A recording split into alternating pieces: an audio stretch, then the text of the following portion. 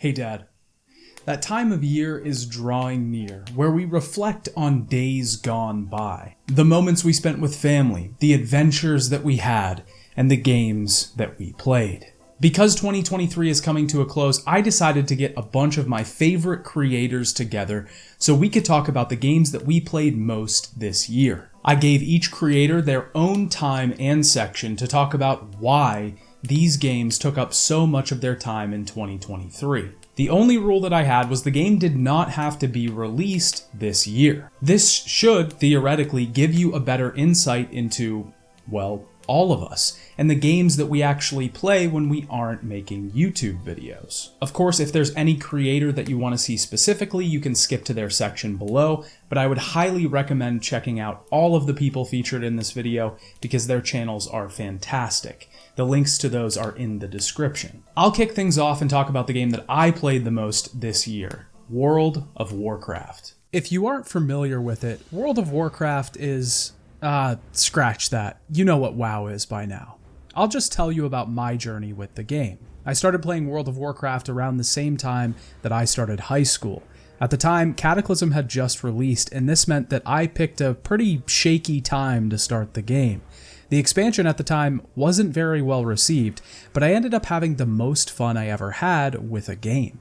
I was immediately drawn to the thing. I did anything I could. I raided every week with my guild. I kept up with my professions, and I spent a lot of time farming for gold and mounts.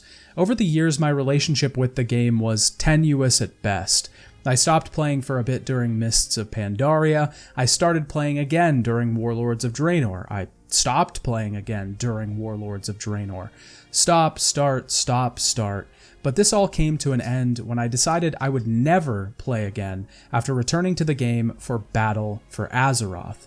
The changes that the expansion made to story and gameplay just made me realize that I wasn't having fun with this game anymore, so I quit for good. That was until very recently.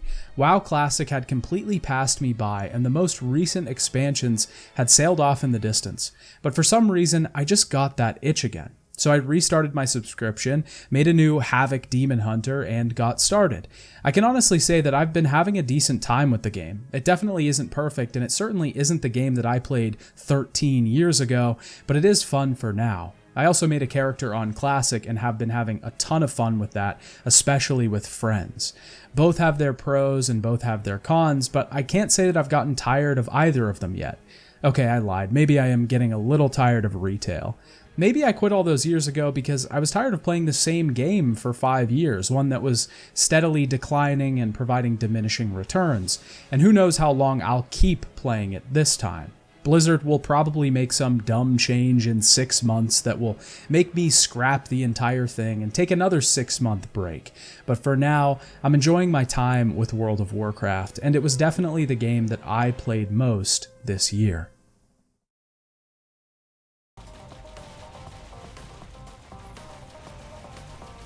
When I was getting ready to narrow down which game I wanted to talk about here, I got hit with a tiny dilemma. As the guy everyone on YouTube mostly knows for survival horror coverage, do I talk about something on brand here? Something like a Resident Evil clone or a modern indie horror title? You know, the kind of stuff you'd expect from an AvalancheReviews video part. Or do I take the high road and be honest? Should I admit to everybody that I've spent most of my time this year staring at whatever the hell this is?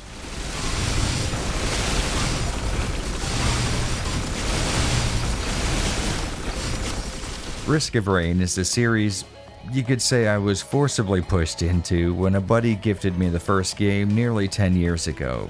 I tried it out just to humor him, and I ended up very intrigued. Mostly because I died unceremoniously in the first 15 minutes, and I thought to myself, there's just no way this is the game working as intended.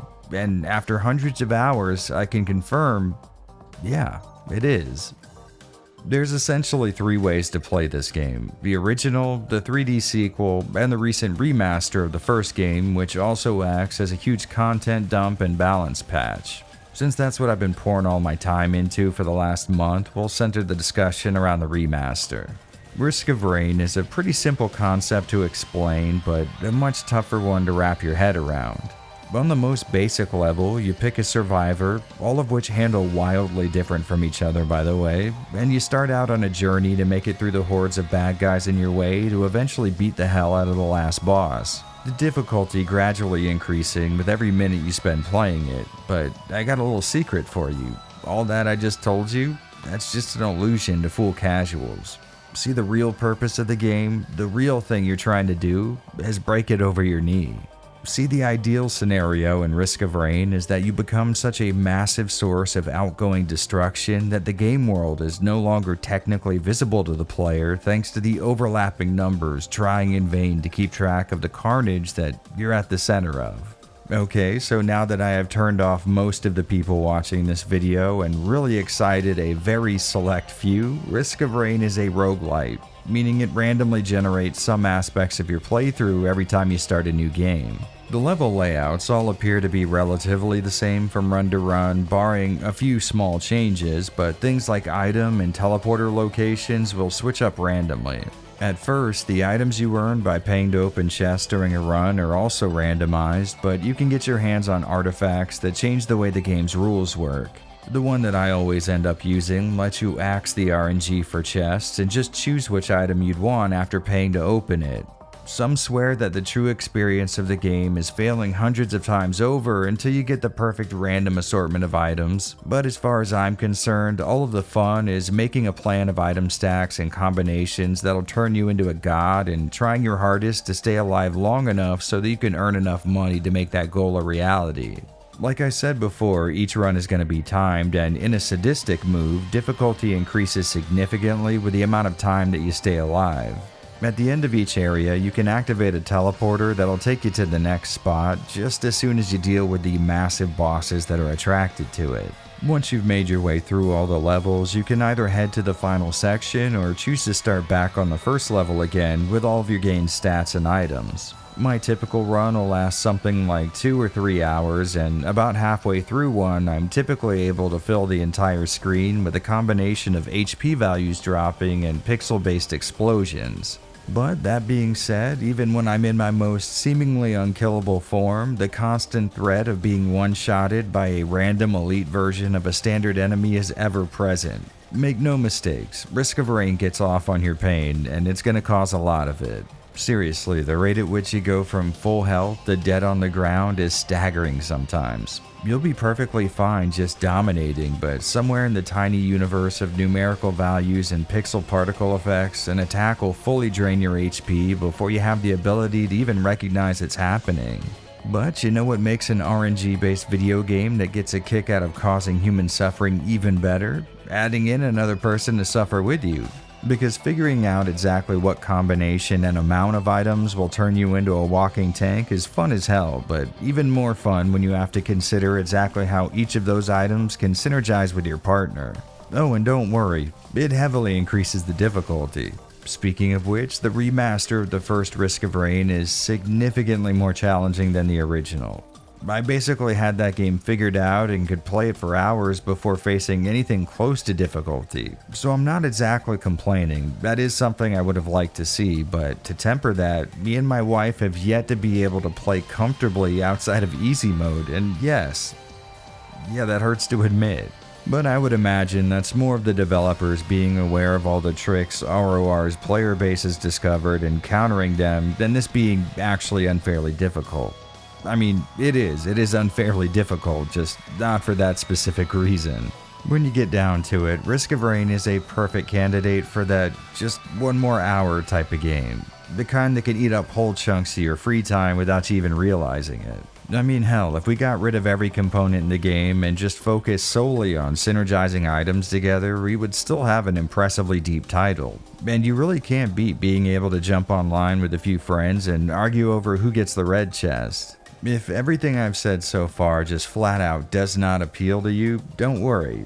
That means you're normal, and that's how it was for me at first as well. But ROR has a bad habit of getting under your skin and forcing you into having a good time.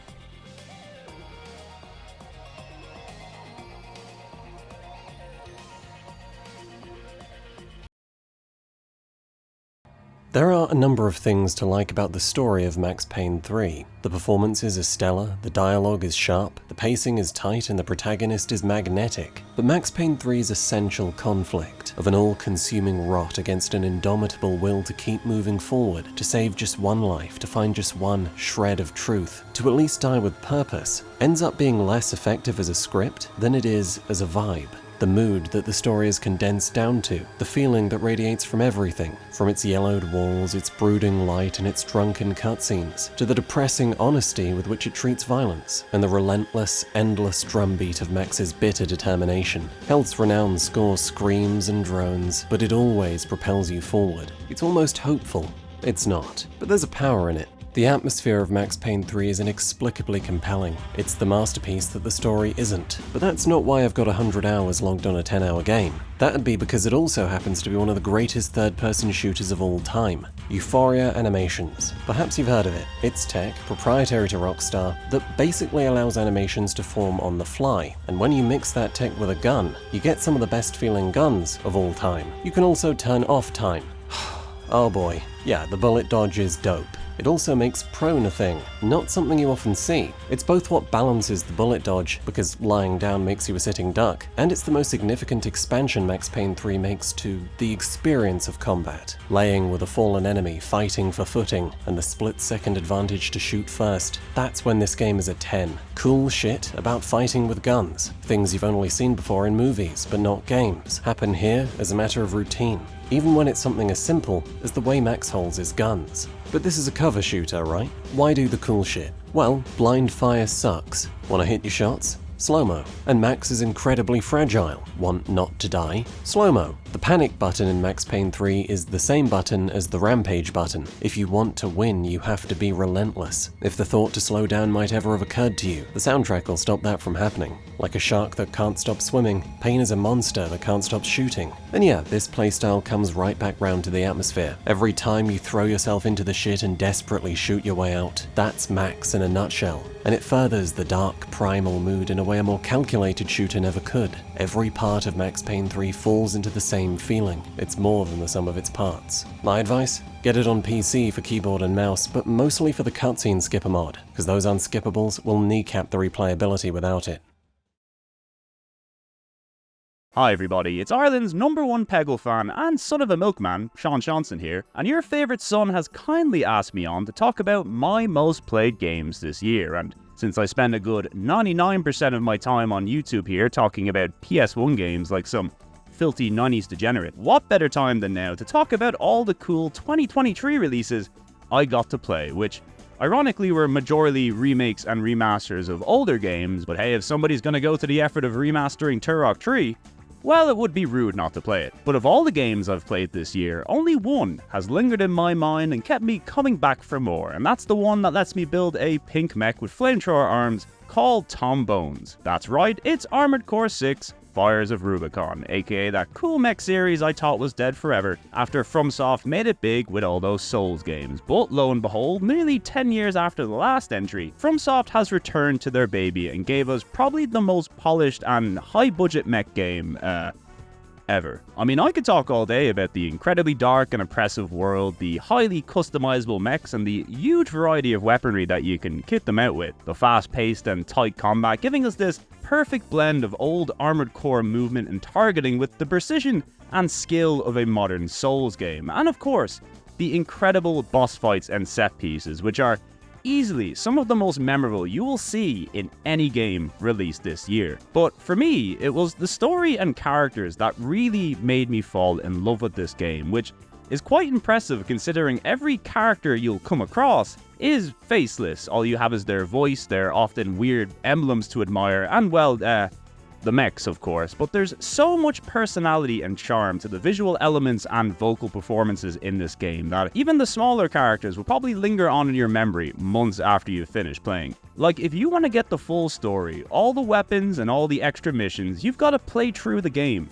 3 times over, and I think it's a credit to the game's story and gameplay that each time I beat it, I liked it even more. So yeah, safe to say, a pretty damn good game. I mean, even now, I booted it up just to capture a small bit of footage, but ended up playing it for hours just making new builds, dicking about in the arena, enjoying the cool music, or even trying to get the illustrious S rank in all the missions, and of course failing miserably. But hey, when in doubt, just build yourself a big chrome tank with minigun arms, which is both as fun and effective as it sounds. So if you've yet to try the Armored Core series, why not give number 6 a try? Probably the very best game that I've personally played this year. Well, it's either that or Pikmin 4. That game did have a very cute dog, to be fair, so you know, it's a pretty tough call.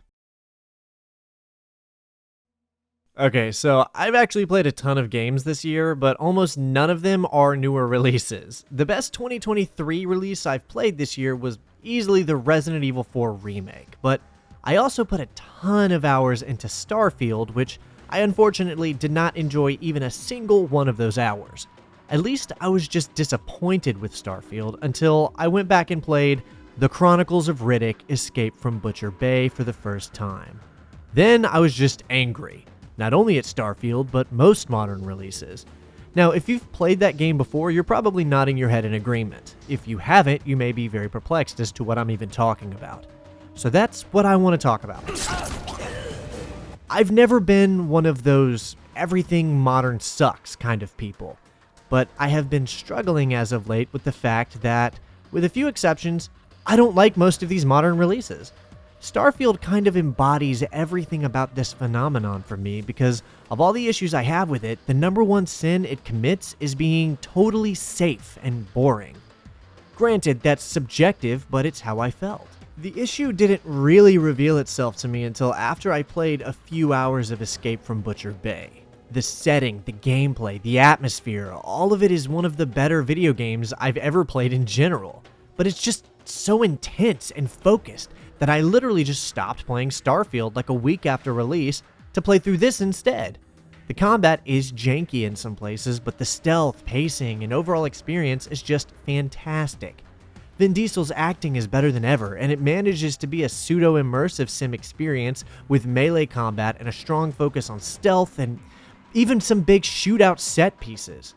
After playing this game, I was talking about it to nearly everyone I knew, because it just checked off so many things for me and what I love in a game.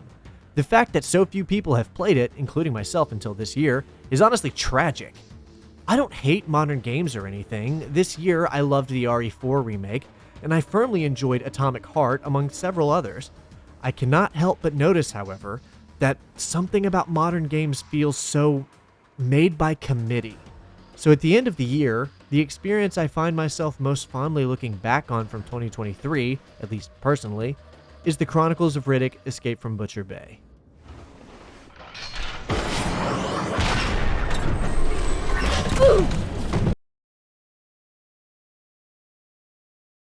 I played a lot of great games this year, and ones I'd recommend to anyone. Homebody is an excellent indie horror game. Lethal Company with a few friends can be downright hilarious, and of course heavy hitters like Spider-Man 2 are probably already dominating your time. But there was one game that part of me feels shame for playing as much as I did, and that's Counter-Strike 2. This is a sequel to Counter-Strike Global Offensive, a game I began playing last year, and let me tell you, I was excited for CS2. Better smokes, better fidelity, sub-tick, what you see is what you get. But you might notice that unlike the other great games I mentioned, I haven't recommended CS2, and there's a reason for that. There are countless issues that have made me play it less and less, but I also want to explain why I reluctantly come back to it. So let's start with a few caveats. The first is that Counter-Strike can be a ton of fun on your own, but most of the time it isn't. When you play a game that is this mainstream, you're going to run into a lot of people who don't know what they're doing. People who are so deranged that they'll throw the whole game at the thought of someone fumbling a clutch, and of course, these people are as toxic as they come. Granted, the alternative is listening to the 11-year-olds on Valorant, so I'll stick with my poison of choice. It's unfortunate because the community's abrasive nature perpetuates itself, because people who have had enough bad experiences with douchebags don't use their microphones, which is a detriment to the team as they miss out on useful information, and that itself will tilt the rest of the team, likely continuing the cycle. Point is, the more friends you can play with, the better your experience will be. Mechanically, Counter-Strike 2 feels good. Movement is responsive, the sound of the guns and the headshots are feast for the ears, and the game can run on a toaster, which is great for accessibility. There's a lot of thought that can go into your strategy, to the point where sometimes it loops back on itself and the best play is the stupidest one, the one your enemies would least expect. The problem is, in a game where one bullet is all it takes to turn the tides, when your hit registration is this bad and when you're getting robbed this hard, it severely impacts enjoyment.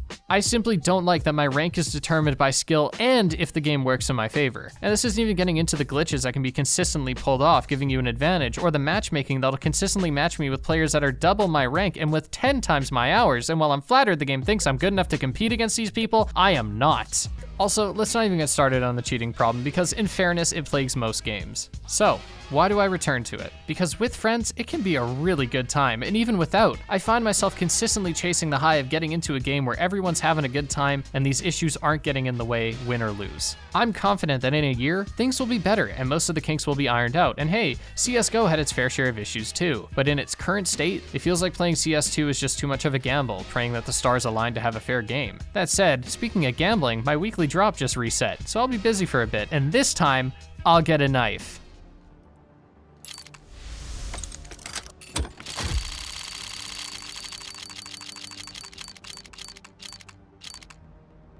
Fuck! My most played game of 2023 is easily The Witcher 3, and for pretty good reason. Anyone who's dipped their toe into this entry knows that it has an absurd amount of content, the map being littered with sights to see, tasks to perform, and Gwent cards to collect. I personally found that despite the game's size, very little of its content was outright bad, even with all of the filler quests. While the storytelling of the third entry impressed me in a way that I've rarely seen out of more modern video games, it was the mechanics and sheer bulk of content that frustrated me. It was really strange to play through in that regard, as a part of me was always ready to tackle the next quest, to see the story that unfolded from even the smaller tasks. But another part was getting annoyed with the endless amount of glowing red trails and very simple combat. It took me a while to realize that the reason that I was so irritated with the main mechanics of the game was because of how good the story is. The Witcher 3 maxed out its charisma in exchange for next to no dexterity, and it hurt that much more after seeing how involved many of its mechanics could be in the first entry. Sure, the first game had its obvious issues, but it very thoroughly covered the process that Geralt had to go through as a Witcher, the preparations that he had to make when hunting monsters, the gathering of knowledge for specific potions, the focus that he had on doing his job. The Witcher 3 sheds a lot of the more intricate stuff so that it could modernize its mechanics and focus specifically on the story that it had to tell. But the story that it did tell is incredibly well done, a masterpiece of well-performed roles, hard decisions, and a stellar musical score that kept things immensely interesting even with the flaws the game had. If you're someone who values cinematic and bombastic storytelling, fantastic voice acting, and decision-making that affects how things play out first and foremost in your games, then The Witcher 3 is going to be that incredible award-winning game for you. If you're more of a gameplay-forward person who derives the most entertainment from engaging mechanics, combat, and so on, then this game might be a miss for you. For me personally, I've never experienced a story that's so engaging that it caused me to overlook many of its game's glaring flaws. I found myself enamored to such a degree that I wound up completing nearly every single quest in the vanilla game. CDPR had a story to tell, and it wasn't about Geralt the Monster Slayer or Geralt the politically involved Witcher. It was about Geralt the father, who's ready to do anything that it takes to reunite with his adopted daughter after finally regaining his memory back over the course of the previous two entries. Very few games have told a story this well, with acting of this caliber, and The Witcher 3 can be counted as one of those few.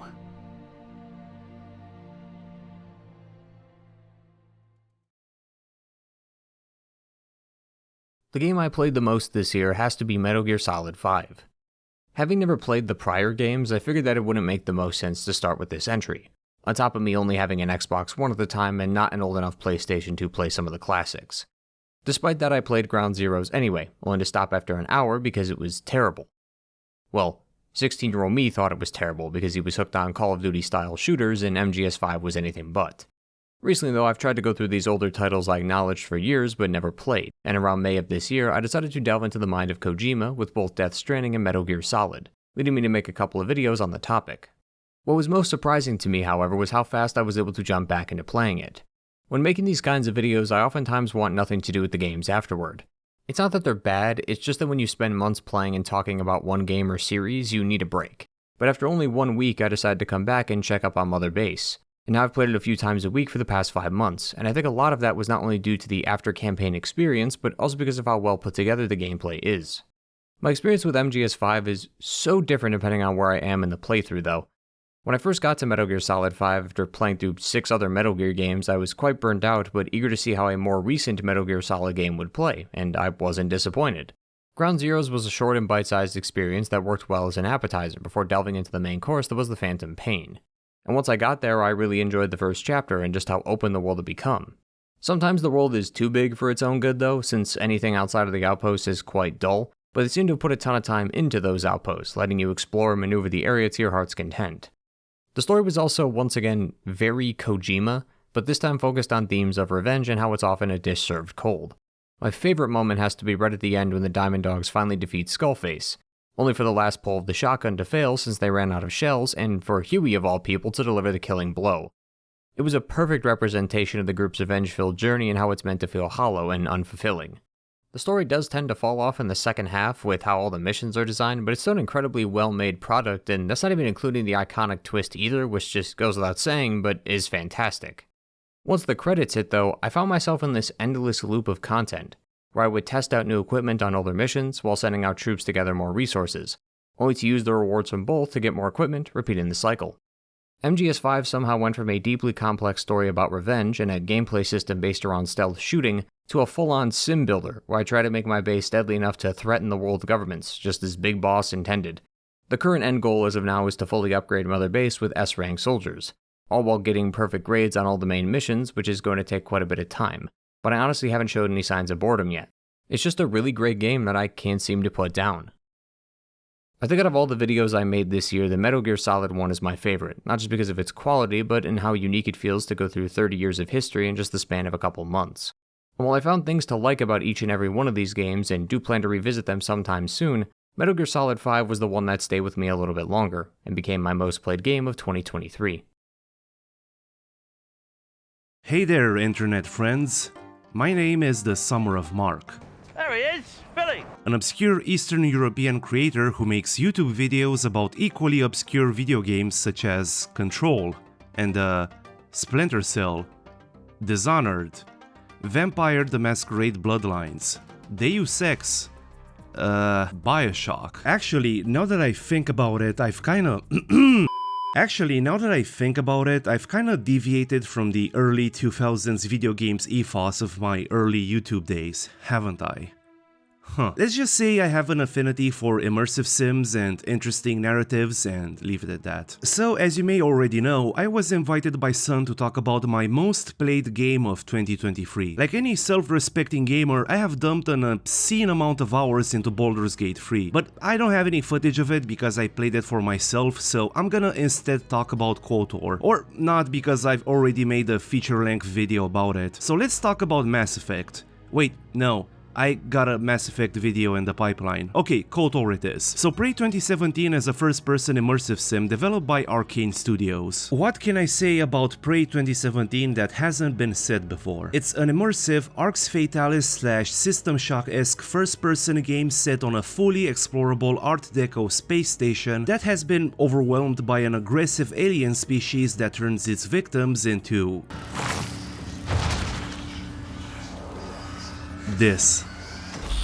There's also the fact that capturing this game's essence in a short segment is nigh on impossible, but I'm going to try my best. So, as high-achieving TranStar executive and low-key nepo baby Morgan Yu, your job is to make your way through the alien-infested ruins of Talos 1 and piece together the events that led to the station's demise. And also why you've been living the same day in a loop for the past 3 years as part of an experiment conducted by your own brother, because yeah, it's that kind of game. But if you've played Prey 2017 2017, you already know that this game is more than creepy energy monsters, ethically questionable experiments, and pretty Bauhaus desk lamps. Pretty much from the onset, the game provides you with a set of tools, a couple of objectives, and a metaphorical "good luck out there, champ" pat on the back with little in the way of hand-holding, aside from the odd, very brief tutorial. Paradoxically, this is both the game's biggest strength and drawback. Too much freedom from the beginning can leave some players feeling aimless, and this issue is exacerbated by Prey failing to clearly communicate what kind of game it is and its expectations from players. But if you meet the game halfway and soldier through Prey's confusing intro, all the pieces will start coming together and you will find a game that provides a level of choice and agency unmatched to this day. The kind of game where you shoot sticky glue platforms out of your comically large engineering tool to access areas earlier than intended. Break into locked rooms by possessing mundane objects and squeezing through tiny crevices. Interface with touchscreens from a distance via plastic toy darts. Hurl furniture and trash cans and shit at aliens and turn every encounter into a straight up bar fight. I could go on, but you get the idea. The high number of ability permutations and moment-to-moment choices a player can make ensures that no one playthrough is similar to the last. Even seemingly mundane decisions such as not maxing out leverage, an ability that allows you to carry and hurl heavy objects, can lead to the player coming up with some pretty creative workarounds, like throwing smaller objects at bigger ones to push them out of the way. That's the beauty of Prey. For every seemingly insurmountable obstacle, there might be 3 or 4 possible solutions. You just have to look for them. Then there's the seamless, fully explorable and beautifully designed game world that opens up as the player unlocks new abilities and equipment. I don't think it's a stretch to say that Talos 1 is one of the best designed spaces in video game history. Exploring and systematically unraveling its secrets is made all the more enjoyable by the fact that Talos 1 feels like a fully functioning space where actual people lived and worked.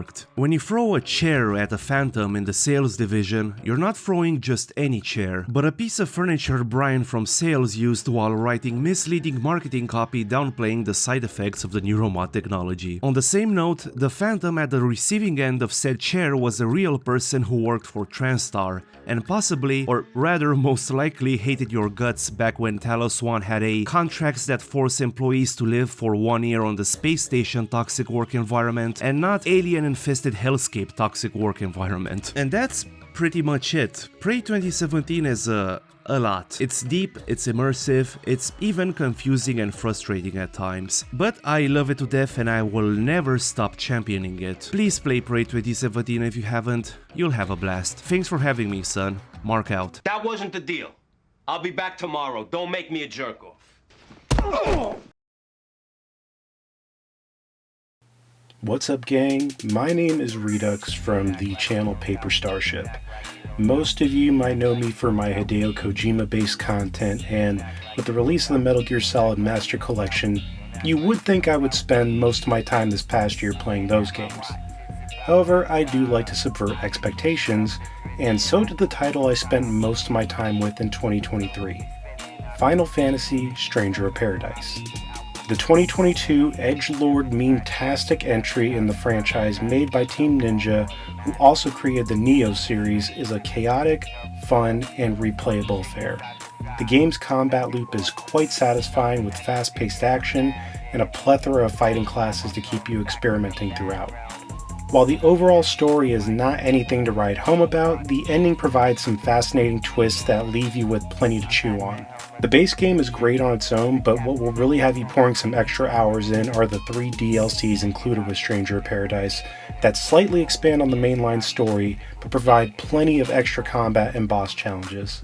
What really tied everything together though, and piqued my curiosity to even check out the game, and held my interest throughout, was its edgelord protagonist, Jack Garland, the most based Jack in gaming since Raiden and Metal Gear Rising. And its brooding emo edginess just spoke to my early 2000s teenage soul. So if you're looking for Final Fantasy with a different attitude and pace, I highly recommend checking out Stranger of Paradise if you have the opportunity.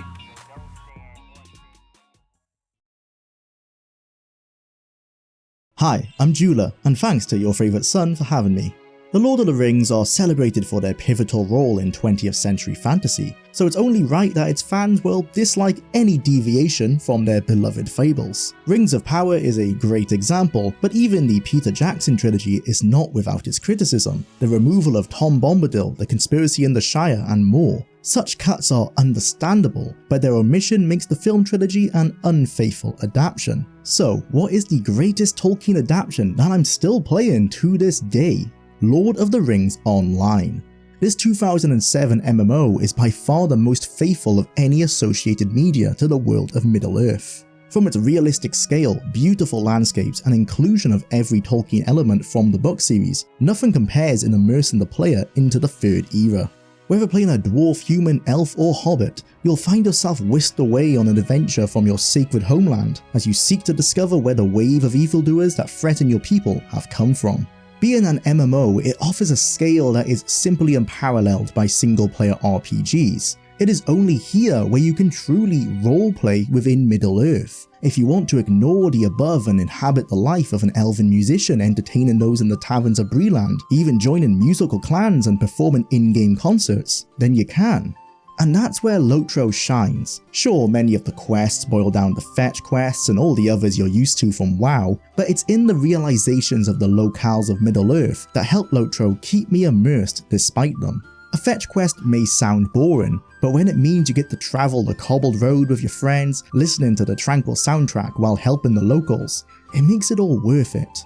You need not be the epic adventurer hell-bent on destroying evil. There's nothing wrong with being a modest hobbit enjoying some fishing.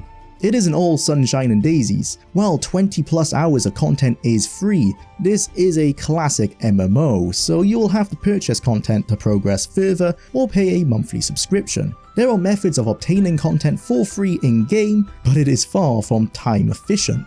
Thankfully, there's often events where the older content is given away for free, so it's worth keeping an eye out for those. Still, Lotro's many dated elements, including the stifled combat system, a user interface that does not scale for higher resolutions, and graphics that range from gorgeous to dated, can lead to an inconsistent experience. This isn't a perfect game by any means, but it is the most perfect Lord of the Rings game.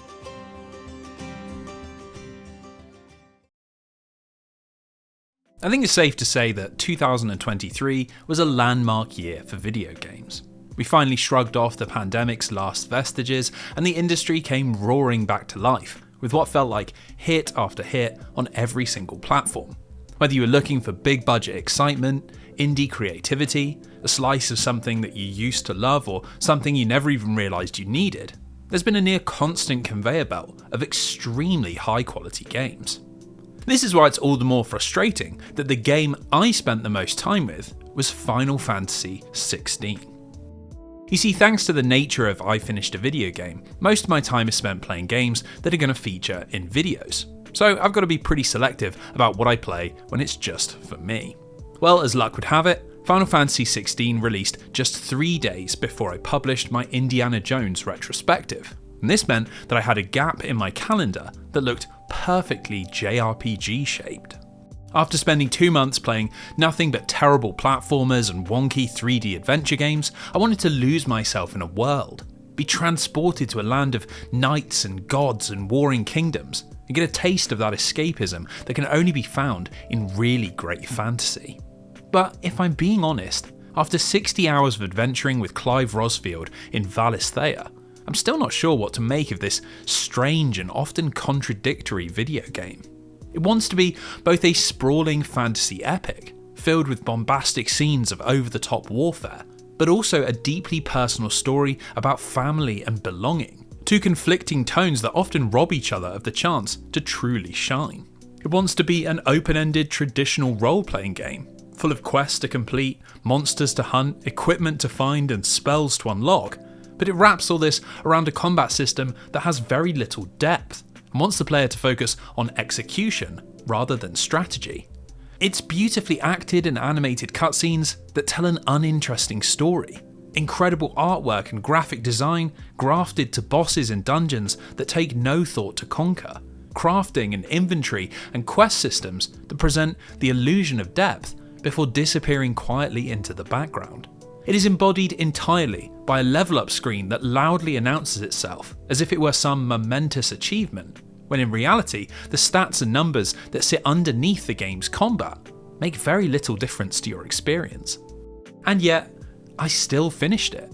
And not only that, but I beat everything it had to offer.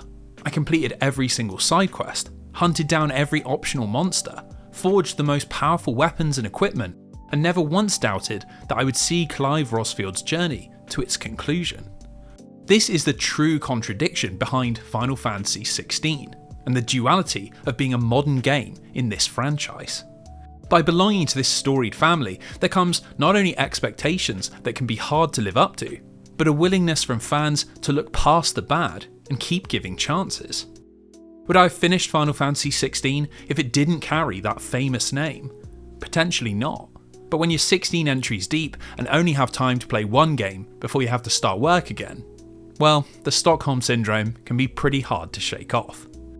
So here's to a fantastic 2023 and what will hopefully be a rather less fantastic 2024, as I still have quite a bit of catching up to do. During 2023, there were a few notable games that I sunk a lot of hours into. These include the behemoth Tears of the Kingdom and CSGO, which was actually my most played game, but I don't want to talk about that.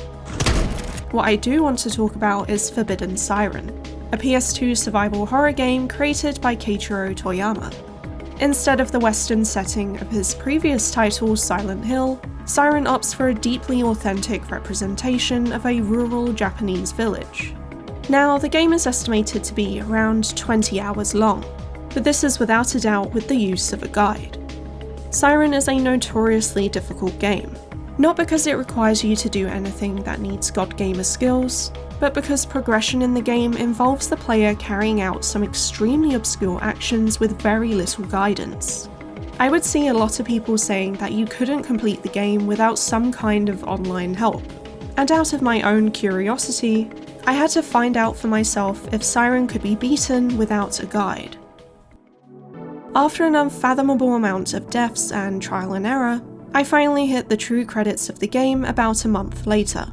Even though online assistance was out of the question, I did however allow myself to use whatever comes with a physical copy of the game to complete it, which came in handy because the manual includes a couple pages of hints. These still aren't very clear unless you've already made some decent progress within a level, and are able to decode their riddle-like phrasing, but they definitely helped me finish several sections I just could not wrap my head around. As frustrating as some moments were, there was something special in learning maps, enemy placements, and timings like the back of my hand. At one point I became so in tune with the game's logic that I entered a flow state of progress, completing task after task without any struggle. Siren is one of the only games I've played that I know this intimately, and I have so many of its streets and buildings burned into my mind. Forbidden Siren has a very strong identity within the wide range of titles in the survival horror genre. Other than being one of the few game series in that category that are set in Japan, there's a mechanic unique to the game called sightjacking, where you can hack into the eyesight of enemies and friendly characters to help make your way through the areas you're thrown into. As well as helping to find enemy locations, watching through the eyes of others will give clues to important items and codes for locks, for instance. Even once I beat the game, the puzzle of the narrative was still there for me to solve. Siren doesn't present its story in chronological order, and relies on many of its in-game collectibles and even a couple manga series that were made after its release to fully understand what happened. It doesn't hold your hand and sell its strengths to you. It instead rewards players who are willing to put the effort in, its greatest parts only given to those who push through. This understandably isn't going to work for many players, and my patience was certainly tested multiple times. Regardless, it didn't ever feel like Siren stole those hours from me, and the satisfaction I got from completing missions was unmatched. The familiarity I built up with the virtual village and its characters is something I'll cherish for a very long time, and my experience with the game was undoubtedly one of my highlights of 2023.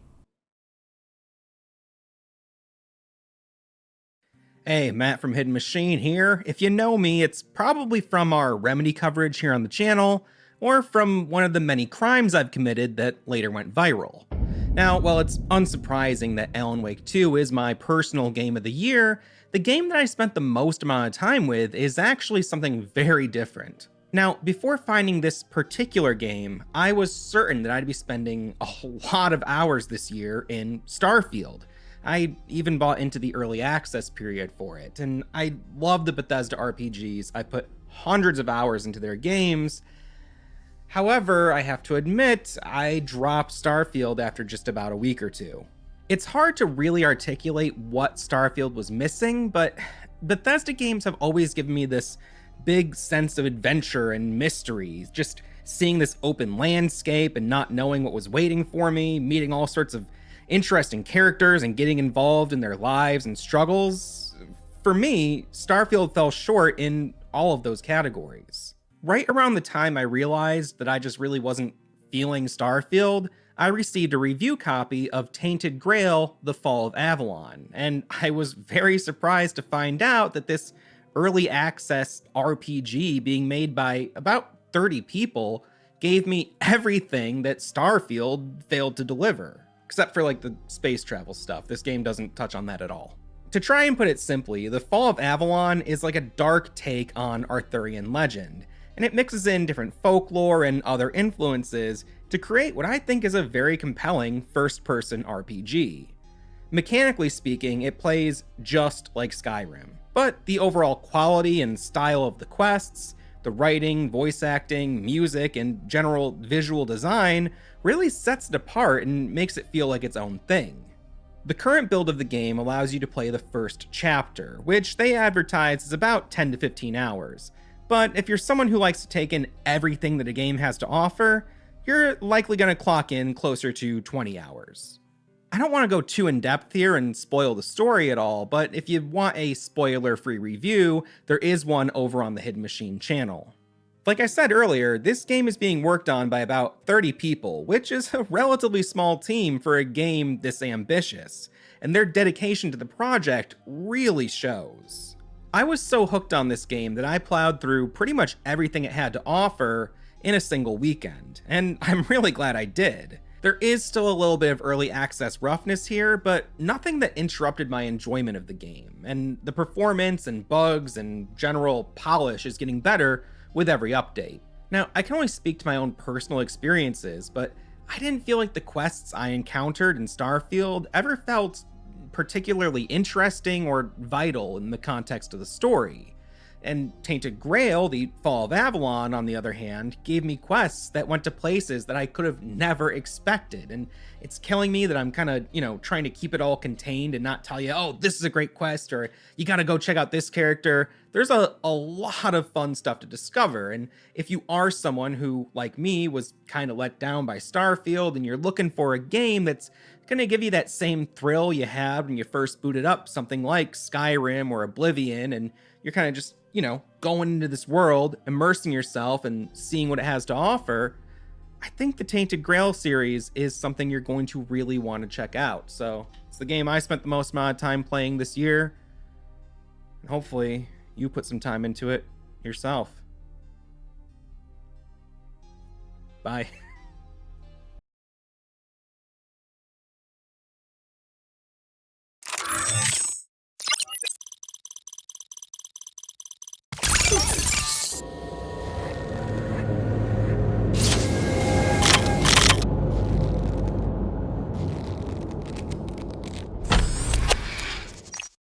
Hello Internet. I see there's a few more of you than usual here today. Well, please allow me to introduce myself. I'm a man of not so much wealth and a little taste, but you can call me Arkham.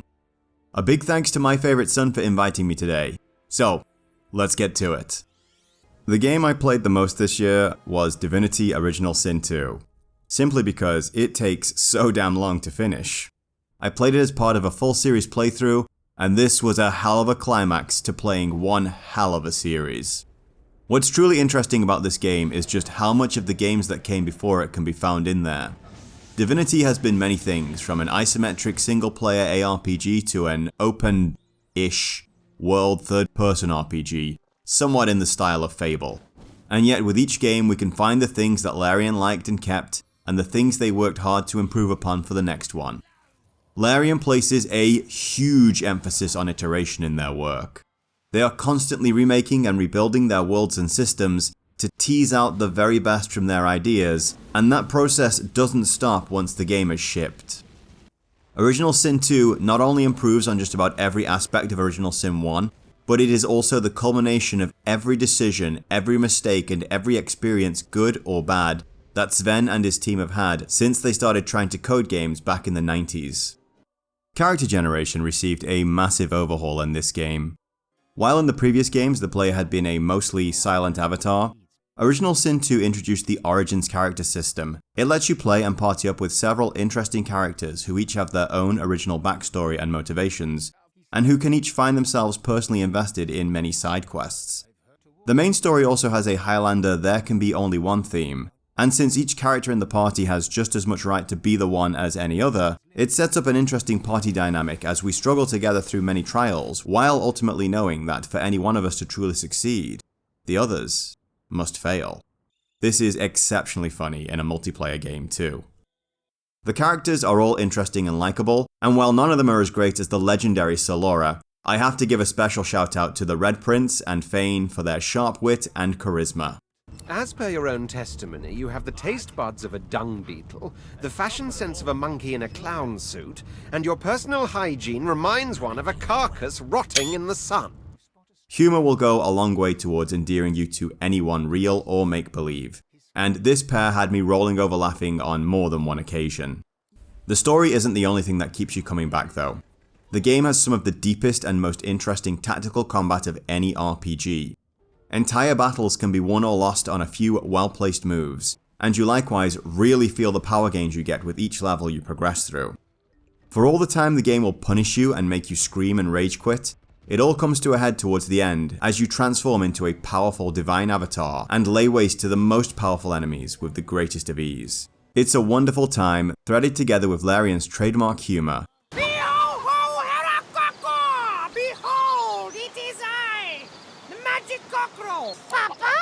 Filled with callbacks to previous games and events, and while there is a gritty story full of interesting themes that leave you asking big questions at the end of it, the fun has clearly been placed first. The best approach I've learned is that you try to have fun as you make it, and then hopefully that fun is going to brush off on the player, he's gonna have fun too.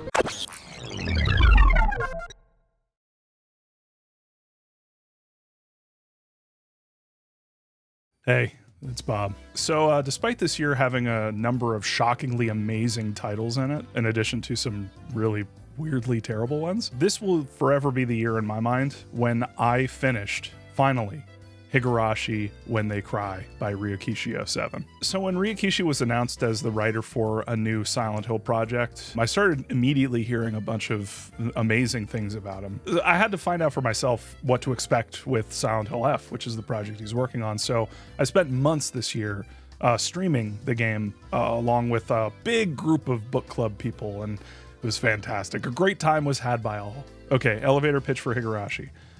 It is like Doki Doki Literature Club, but way longer. The story takes place in 1983, and it centers around this small Japanese village named Hinamizawa, and it follows our protagonist, Keiichi Maebara, and his new school friends. Eventually, weird things start happening to Keiichi after a young couple are found dead after a local festival, with one having clawed his own throat out with his bare hands, and it's up to you to figure out how a local detective's car air conditioning is responsible. Higurashi's horror is a slow burn, but it also contains some of the most disturbing visuals in horror media, as well as some genuinely shocking revelations and reveals. And while it's largely defined by its horror, Higurashi is genuine, heartfelt, and downright beautiful.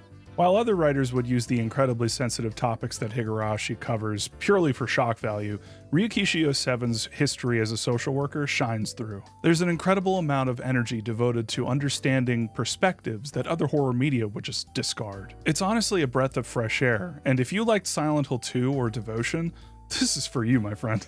My time's running out, so here are a few additional things. If you want to play Higurashi, the first chapter is free on Steam, and I highly recommend using the 07th mod. It adds voice acting and a ton of other features. Higurashi is also a Japanese game from 2002, so it has things that I've taken to call anime bullshit. 07th mod removes a lot of that with its censorship options, but I would recommend turning it back down when you get to the later arcs. All right, that's it for me. Take care, y'all. You have a great new year.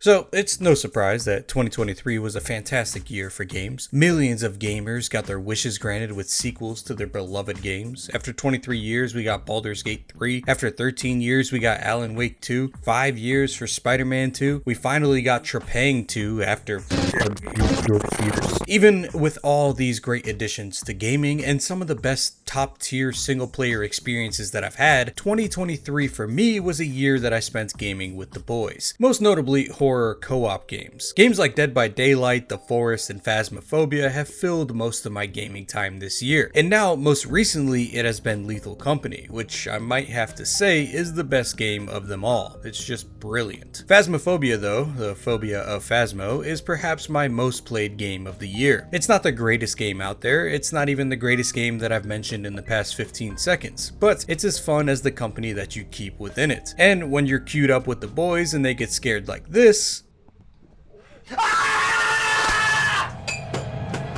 it just makes your whole night. Phasmophobia is a game where you play as a paranormal investigator. You get called to a house where there's been reports of tomfoolery, and you pull up with the boys in a truck full of high-tech equipment to identify the ghost. You aren't really getting rid of the ghost or really helping the homeowner in any way. Honestly, I don't know why they called you. You just gather different types of evidence left by the ghost, with every ghost having 3 particular pieces of evidence to identify them. So once you see the ghost wrote some notes in a book, left some fingerprints, and spoke to you on the radio, you know for sure that that's a poltergeist. You let the homeowner know this, and then you get the fuck out. This is a game named after the fear of ghosts. You think we're gonna get rid of that thing? You better call the Ghostbusters. The game is pretty fun, even with that simple premise. There are like 25 different ghost types to identify, with several different pieces of evidence to potentially gather. And while you gather this evidence, you're racing against the clock. Not a literal clock or timer, but instead the sanity of your player. Being in the dark, witnessing ghost events, or touching cursed objects all lower your player's sanity. And when it's low enough, ghosts can start a hunt. They roam around the house moaning and tossing stuff until they find someone to kill or they just give up. Gathering evidence and identifying the ghosts gives you money to buy new fancy equipment to better find evidence within these houses. And if you play on harder difficulties, they give you more money for these objectives, and it also makes the ghosts more aggressive. So the game is not without its risks, but the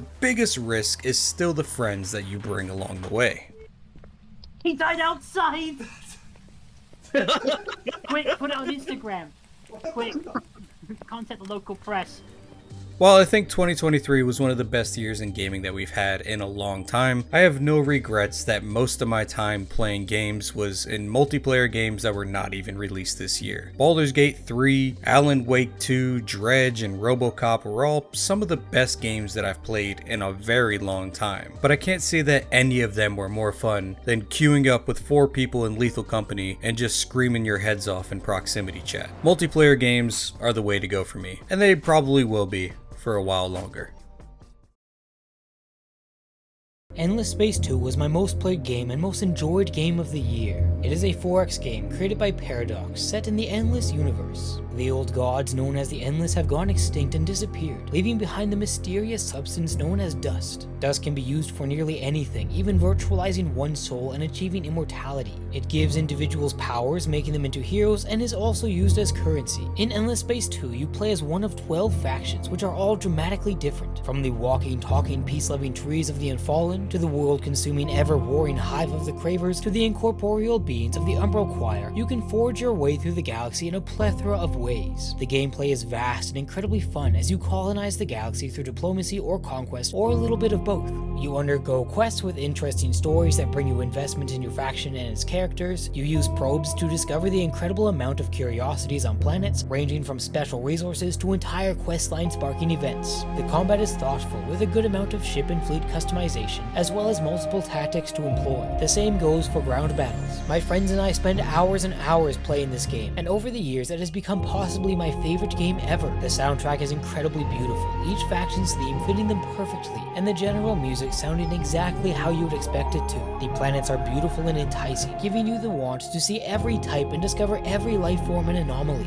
The minor factions are many and incredibly unique, from the cute peaceful farmers of the Haroshim to the giant mechanical race of fervently religious AI known as the Illo. There's just so much to discover and so much to do.